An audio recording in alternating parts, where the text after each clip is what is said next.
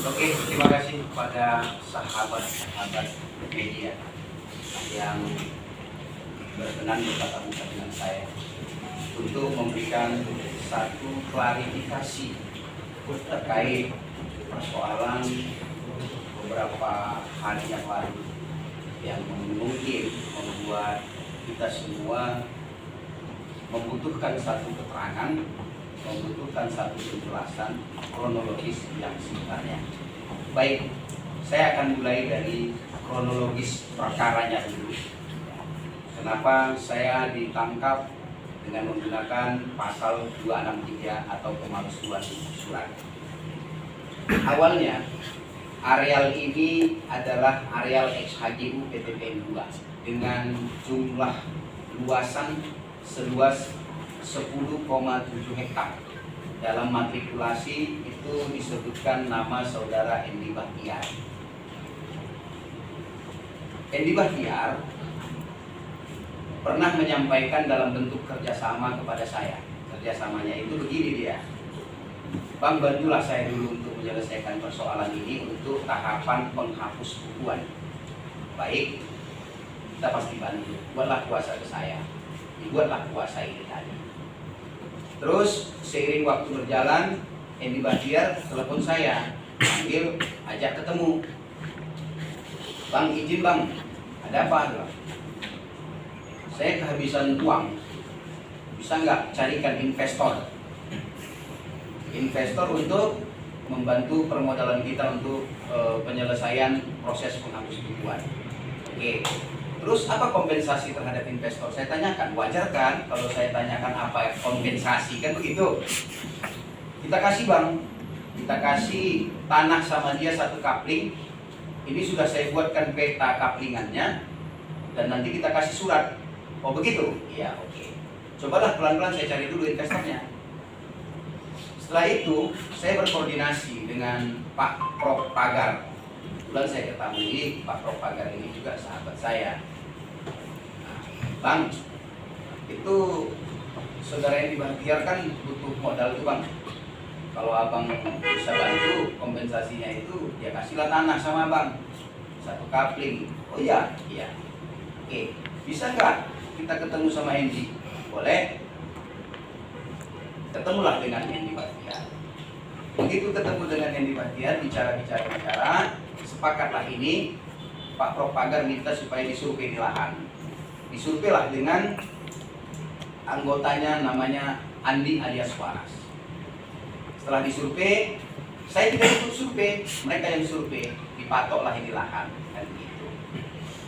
Setelah dipatok, maka cocoklah ini tanah ini. Maka Prof Pagar maulah memberikan bantuan dana ke saudara Endi Bahtiar. Jadi karena memang Prof Pagar ini baru kenal dengan Endi Bahtiar, kenalnya lebih dahulu dengan saya, maka dipercayakan kepada saya. Udah deh, urus aja lah. Kasihkan nanti uang apanya, administrasinya sama Endi Bahtiar. Oke bang, saya ambillah dananya, saya jumpailah si Endi Bahtiar. Saya kasihkanlah dana itu. Terus Endi Bahtiar menyatakan oke, beres pak katanya. Saya tanya kepada Endi Bahtiar, Bang Endi, ini kapan suratnya siap? Oh 2 hari pak. Oke, kalau gitu saya tunggu, saya bilang. Jadi setelah saya tunggu 2 hari, diteleponlah saya, Bang, suratnya sudah siap. Oke, saya jemput. Di mana? Jumpa aja, telepon aja si Waras, si Andi. Nah, di apa itu Kesuma. Ya udah, saya meluncur. Saya bilang, meluncurlah saya. Ketemulah dengan si Andi alias Waras. Saya ambillah surat. Begitu saya ambil surat, langsunglah saya antar surat ini kepada Pak Profesor Pagar. Dan setelah saya antar, ini kejadian tahun 2019. Kemudian tahun 2002 di-LP-kanlah saya oleh kepala desa. 2020 Pak. 2020, mohon maaf. 2020 di-LP-kanlah saya oleh 2020 diketahui bahwa menurut keterangan mereka diketahui bahwa ini surat ini tanda tangan si Sabta palsu. gitu. Tapi LP-nya di 2022 gitu. Jadi begitu di LP-kan saya dengan pasal 263, maka dipanggillah oleh Pak Prof, diperiksa, dimintai keterangan. Nah, setelah Pak Prof menyatakan surat ini kan dari saya gitu. Nah, terus saya juga diminta keterangan, saya hadir, saya jelaskan bahwa surat ini didapatkan dari Endi Bahtiar atau Andi alias Waras. Nah, begitu dia ceritanya. Jadi posisinya sekarang adalah yang menjadi persoalan dan artinya keberatan saya itu adalah bahwa ini bola kan mati di tangan saya, kemana endingnya? Kita udah coba berkolaborasi, artinya menyampaikan kepada pelapor ini kan kepala desa mantan Sabtaji. Orang kita, keluarga kita datang jumpai Sabtaji, dia tidak kenal dengan saya. Bahkan kita ajak untuk artinya bernegosiasi, bahkan sampai sekarang Sabtaji tidak tahu kemana perginya.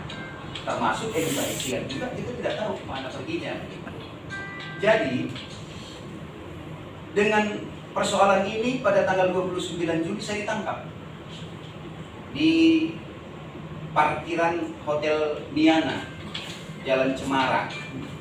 Saya lihat surat tugas mereka, surat penangkapan juga ada dengan kasus 263 status tersangka. Udah, saya ikut ke Polrestabes Medan. Setelah di Polrestabes Medan saya diperiksa lagi. Setelah diperiksa juga langsung saya ditahan. Oke. Pada jam 4 subuh saya melihat bahwa Pak Prof Pagar juga ditangkap. Pada tanggal 30-nya jadinya Pak Prof Pagar ini tadi ditangkap juga. Begitu ditangkap, tapi saya tidak diperkenankan untuk bertemu. Oke. Pada saat proses pemeriksaan selesai, saya sudah menjadi tahanan, maka saya dan keluarga mengajukan permohonan penangguhan penahanan. Begitu saya mengajukan permohonan penangguhan penahanan, proses ternyata kata kuasa hukum saya pada saat itu ditolak dengan alasan ada beberapa LP, 3 LP itu ada melaporkan saya. Tapi 3 LP ini pada prinsipnya masih dalam bentuk wawancara, bukan ada penetapan status, belum, masih dalam bentuk lidik. Jadi pada saat itu juga saya ditolak, sementara Pak Prof Pagar mengajukan penangguhan penahanan di ACC, langsung keluar pagi harinya gitu, di tanggal 30-nya gitu. Saya kan posisinya sama-sama tersangka nih, antara Pak Prof Pagar dengan saya sama. Pada saat sama, kenapa permohonan saya untuk penangguhan penahanan tidak dikabulkan sampai saya mendekam di tahanan selama 7 hari. Pak Prof Pagar 1 hari dia sudah keluar.